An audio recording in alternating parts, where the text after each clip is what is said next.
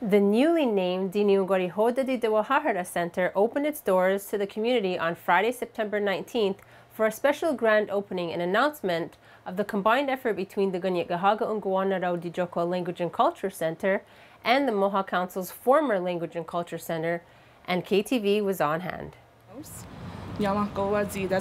Thank you for coming. We wanted to mark today as our official grand opening in our new center, Tsi Niionkwarihò Tsitewaháhara'n. We're starting off today with our students as well as community members, and then on Monday we'll be beginning our official classes for the year. I'd like to introduce the staff who work at the center to get everybody familiar with everyone. We have 2 language instructors, Raotitióhkwa, as well as Phillips. Our cultural facilitator is Daryl Thompson. So they're standing around me.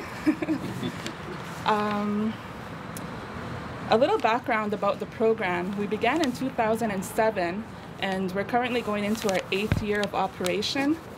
So we're very excited this year to have community members joining in the program as well as the employees who are our students as well as returning students who are coming back in. We're very excited to have 53 students coming into the 2014-15 year.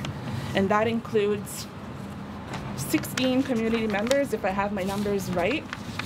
So we're looking at large numbers in our classes this year, which is very exciting. And I think on behalf of the staff here, as well as everybody involved in the center, we're looking forward to meeting everybody.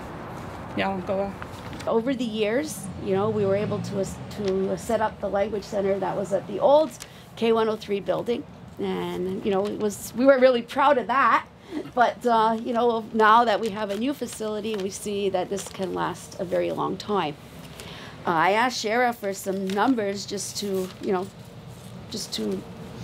share that we've had 97 employees that have been trained through the program.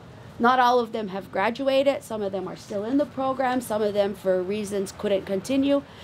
We have actually 21 graduates to date that have gone through the entire 5-year program.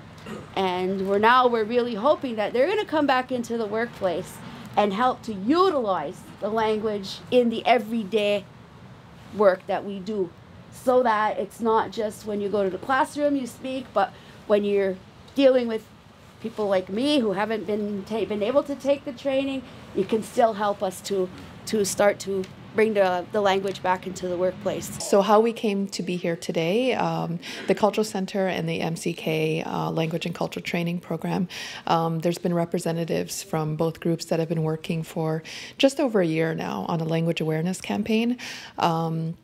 We have very similar goals and objectives on, revitalizing our language and culture. So we came together. We had a language survey that was done, I believe, about this time last year, and we've been working on, we have various other ideas that we'd like to implement, and then also this program kind of was presented to us that it should be open up to the public, to community members for the language and cultural training program, and we agreed, and we agreed to work together on this and helping to promote it. So we've had a really great response from the community.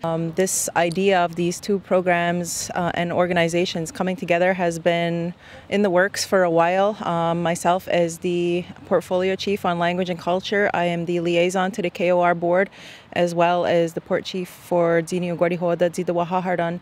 So this idea came up a long time ago, and then the idea of us working together to, again, always encourage the use of Kanien'kehá and more cultural awareness in the community. So our 2 boards started to work together to try to brainstorm ideas of what we could do to enhance promotion.